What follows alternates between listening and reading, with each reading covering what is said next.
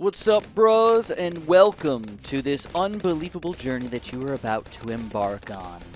This is going to be adorable. It's going to be fun. It's going to be extreme. It's going to be wild. A lot of different emotions going through us right now. What we have to realize is that this is going to be a late game video. We're going to try to get as far as we possibly can, but with a different thing we got going on here. We've got a new hero. Alright, Adora. Adora is one of the most powerful heroes in the game. And one of the coolest things about her is if you get a Vengeful Temple in range of her, she becomes unbelievably powerful over here. And the question then becomes, can you somehow go super duper duper late game with these two combos? A Vengeful Adora with a Vengeful Temple. So pay attention very, very quickly here, guys, because we're going to be jumping through these rounds as fast as you can possibly imagine. We're already going to jump to round 51. You can see the amount of farms that are necessary to make this happen. It makes it a lot easier if you've got billions of dollars to work with, or at least millions, hopefully. Millions of dollars to work with over here. So that means what we've got is we've got one farmer in kind of the bottom there getting 4-2 farm money, but the rest of these guys are 0-0-4 farm money. And that means we don't need a farmer for them, so we can kind of just pile them up all over the map. They're not inefficient either, so we're just kind of rocking through these things. And we're going to jump on in here. We finally got the map basically fully unloaded with farms right now. Now it's about making just a little bit of money and getting Adora up just a little bit higher so we can survive. One thing that I thought was very interesting here is on this map, which is an easy map, we've got an Alchemist, Adora, and a Ninja beating round 68 almost no problem. It's kind of insane when you really think about it. And then we've got a glaive thrower, not even a lord, in the back there. Kind of just there to like support, but he doesn't even really need to be there. Just kind of insane if you really think about it. All right, we're jumping up to round 78. You can tell I started to get a little bit better defense over here just so I don't lose the game. But honestly, not required because we're already getting ready to build our first temple and the Vengeful Temple. So, this is obviously going to be extremely wild. I guess the main question we want to answer here is, can we get further than any other late game run-through that we've ever had in the history of the game? That's the question. Let's figure it out together. So Adora here, level 17, don't forget, if you want to get her up to the Vengeful level here, you have to not only get this temple going, but you have to make sure she's level 20 as well. So don't forget about that. So here's our first temple, baby. We went for a 1110 temple, which if you guys don't know what that means, I'll explain it really quickly. The way temple sacrifices work is that there is 4 different types of monkeys. There's a support, a magic, a military, and a primary, right? Well, to get your temple buffed by any one of these types of monkeys, you have to spend a full $50,000 on them. You can, or fully buffed. You can spend less than that if you desire. You can spend, like $30,000, you'll get like a minor buff, or $10,000, you'll get an even smaller buff. But $50,000 is the number that you want to try to get to, because then your temple is quote-unquote fully buffed. Now, you can only get 3 out of the 4 in the regular temple over here. So what you want to do is you want to get primary, military, and magic. I skipped on the support monkey this time around. And then for the true sun god, you guys know the drill, right? True Sun God, you got to get 50k of all 4 different types now, in addition to what you just did with the temple, and 2 super monkeys have to be on the side over here. We've talked about this a lot lately, but now it should be ingrained in your memory. You should know how to do it. And now, here you go. Temple sacrifice, make sure you're in range of Adora, and bam, sha-frickin-sam. There it is, baby. We got a Vengeful Temple and a Vengeful Adora on the screen right here, right now. So I guess the question is well, how powerful are these guys? So let's get our Alchemist over here buffing some stuff. We got to move our helipad around just to make sure he's buffing everything, of course, including the Vengeful Temple, which is a surprisingly important detail there. Just make sure you do it at some point, right? If you don't, you're probably going to be a little upset. Also, make sure you're buffing your temple in any way you possibly can, because he's your most powerful tower. He is the most powerful tower in the game. There's no arguing that, by far. Like, by a grand margin. So you want to make sure you're buffing him to the absolute max. So when you look at the Bloons coming out on this round, this is round 103. This is a round where most towers, almost all towers, would probably lose, let alone pop them within the first half of a freaking second of them showing their little stupid balloon faces on the screen. And we annihilate them. So the next thing you guys are probably wondering is, well, what other kind of towers do we want to get over here?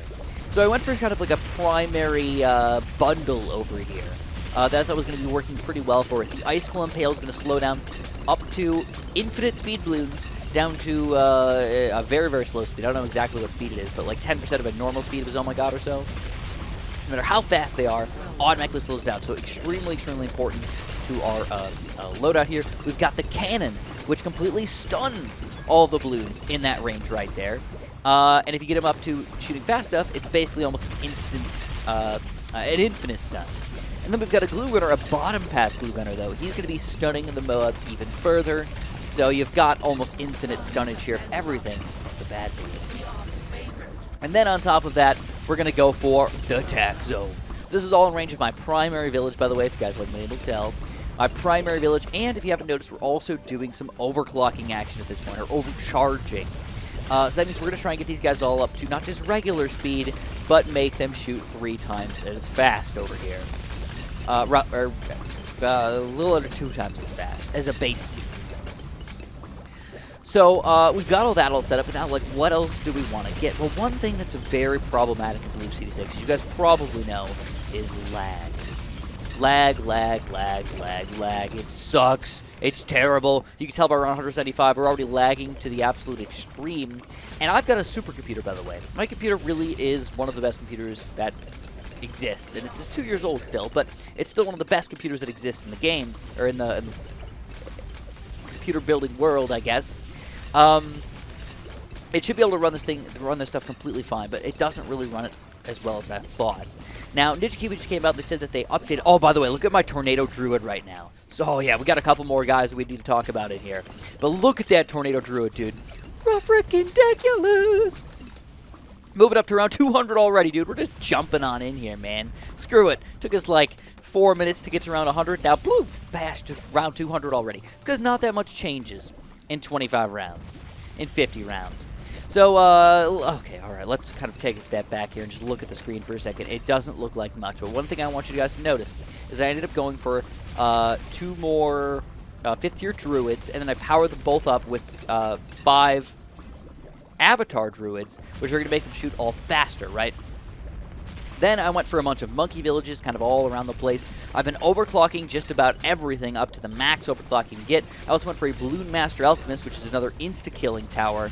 I didn't use every tower in the screen, or every possible 5th-tier tower on the screen, because I don't think that's what's important.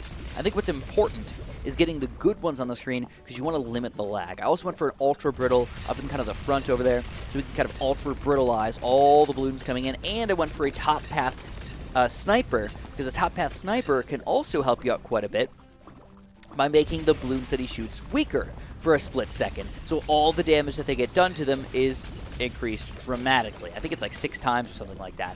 So obviously, Super Riddle and Sniper, pretty important for us. And then I also went for a Ninja Sabotage as well, a Middle Path Ninja. So kind of like a wide variety of ninjas that all work well in late game, right? And we want to keep it down to the absolute minimum because we want to keep this a lag-free zone, or at least as lag-free as we possibly can. But I'm getting to the point where I'm already starting to lose here, guys. We're on 240. We're struggling. Look at these bad balloons, man. They're freaking strong. And we get to all the way to the very end at around 240. Look at this. DDT is going to sneak right freaking through. What is that garbage? So, of course, I had to continue. I had to get more stuff set up. So, at this point, we're starting to struggle. I'm getting temples all the way around the outside here, up to 1110 temples. So, these are fairly powerful temples, and I'm overclocking them to the max, or overcharging them to the max. So, every single one of the temples you see around the side here is going to be overcharged. Or starting to get overcharged at the very least. We're going to get them all overcharged to 10 times over here. Lots and lots of work. And by the way, if you guys haven't, please press that like button by now. It makes me feel so good. Hopefully you guys appreciate the amount of effort that actually goes to a video like this. It literally took me 3 days to record, and that's why I didn't make a video yesterday, which is kind of sad.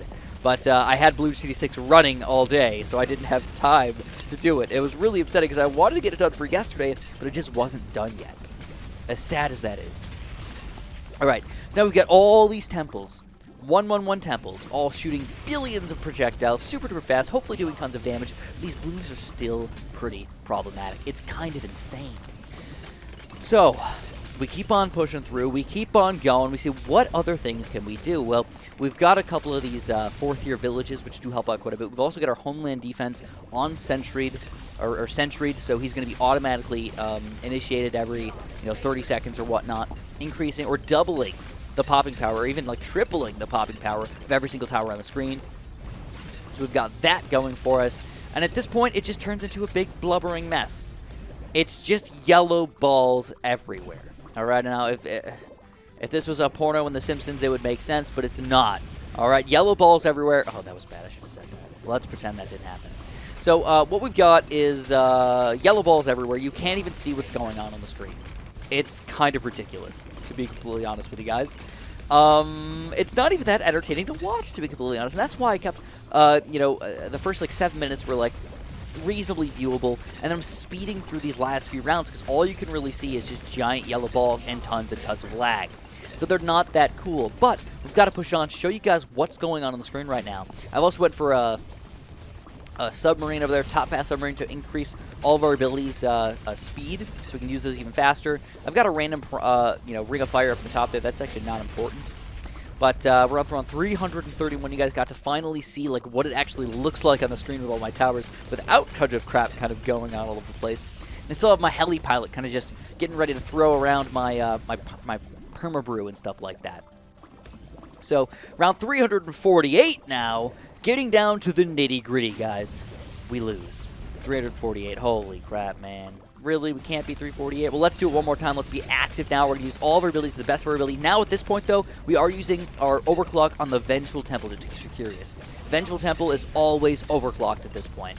And we're still not going to be able to beat 349. I really wanted to beat 349 to get 350, but honestly, this is not even close to my record. The record's like 770. So it's not like I'm really trying to break a record here or something like that. This is just how it goes. So if you enjoyed, press that like button for me. I'd really appreciate it. If you enjoyed this journey, subscribe if you have not, and of course, have a super duper delicious day.